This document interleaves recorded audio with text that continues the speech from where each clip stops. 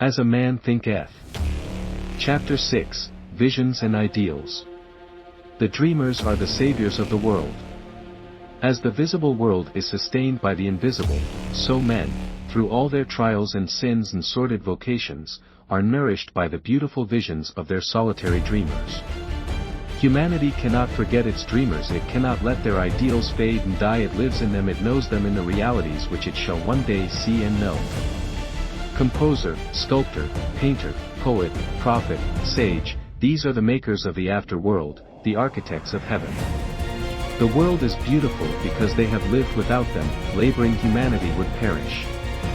He who cherishes a beautiful vision, a lofty ideal in his heart, will one day realize it. Columbus cherished a vision of another world, and he discovered it. Copernicus fostered the vision of a multiplicity of worlds and a wider universe, and he revealed it. Buddha beheld the vision of a spiritual world of stainless beauty and perfect peace, and he entered into it. Cherish your visions, cherish your ideals, cherish the music that stirs in your heart, the beauty that forms in your mind, the loveliness that drapes your purest thoughts, for out of them will grow all delightful conditions, all heavenly environment of these. If you but remain true to them, your world will at last be built. To desire is to obtain, to aspire is to achieve. Shall man's basest desires receive the fullest measure of gratification, and his purest aspirations starve for lack of sustenance? Such is not the law, such a condition of things can never obtain. Ask and receive. Dream lofty dreams, and as you dream, so shall you become. Your vision is the promise of what you shall one day be, your ideal is the prophecy of what you shall at last unveil. The greatest achievement was at first and for a time a dream. The oak sleeps in the acorn, the bird waits in the egg, and in the highest vision of the soul a waking angel stirs. Dreams are the seedlings of realities. Your circumstances may be uncongenial, but they shall not long remain so if you but perceive an ideal and strive to reach it. You cannot travel within and stand still without. Here is a youth hard pressed by poverty and labor, confined long hours in an unhealthy workshop, unschooled, and lacking all the arts of refinement. But he dreams of better things, he thinks of intelligence, of refinement, of grace and beauty. He conceives of, mentally builds up, an ideal condition of life, the vision of a wider liberty and a larger scope takes possession of him. Unrest urges him to action, and he utilizes all his spare time and means, small though they are, to the development of his latent powers and resources. Very soon so altered has his mind become that the workshop can no longer hold him.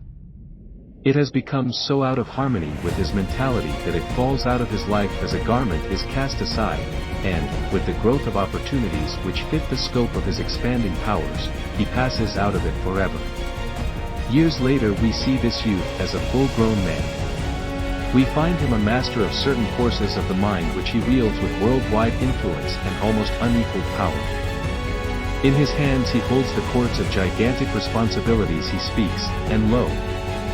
Lives are changed, men and women hang upon his words and remold their characters, and, sun-like, he becomes the fixed and luminous center around which innumerable destinies revolve. He has realized the vision of his youth.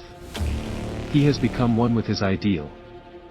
And you, too, youthful reader, will realize the vision, not the idle wish of your heart, be it base or beautiful, or a mixture of both, for you will always gravitate toward that which you secretly most love. Into your hands will be placed the exact results of your own thoughts, you will receive that which you earn, no more, no less. Whatever your present environment may be, you will fall, remain, or rise with your thoughts, your vision, your ideal. You will become as small as your controlling desire, as great as your dominant aspiration. In the beautiful words of Stanton Kirkham Davis, you may be keeping accounts, and presently you shall walk out of the door that for so long has seemed to you the barrier of your ideals, and shall find yourself before an audience, the pen still behind your ear, the ink stains on your fingers, and then and there shall pour out the torrent of your inspiration. You may be driving sheep, and you shall wander to the city bucolic, and open-mouthed shall wander under the intrepid guidance of the Spirit into the studio of the Master, and after a time he shall say, I have nothing more to teach you. And now you have become the Master, who did so recently dream of great things while driving sheep. You shall lay down the saw and the plane to take upon yourself the regeneration of the world. The thoughtless, the ignorant, and the indolent, seeing only the apparent effects of things and not the things themselves, talk of luck, of fortune, and chance. Seeing a man grow rich, they say, how lucky he is. Observing another become intellectual, they exclaim, how highly favored he is. And noting the saintly character and wide influence of another, the remark, how chance aids him at every turn. They do not see the trials and failures and struggles which these men have voluntarily encountered in order to gain their experience, have no knowledge of the sacrifices they have made, of the undaunted efforts they have put forth, of the faith they have exercised, that they might overcome the apparently insurmountable, and realize the vision of their heart. They do not know the darkness and the heartaches, they only see the light and joy, and call it luck, do not see the long and arduous journey, but only behold the pleasant goal, and call it good fortune, do not understand the process, but only perceive the result, and call it chance.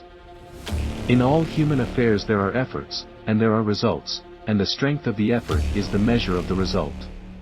Chance is not.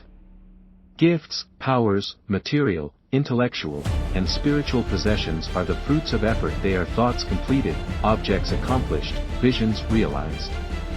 The vision that you glorify in your mind, the ideal that you enthrone in your heart, this you will build your life by, this you will become. If you like this video, like and subscribe to get the latest videos. If you want to listen to the next chapter or the book in its entirety, click on the videos here.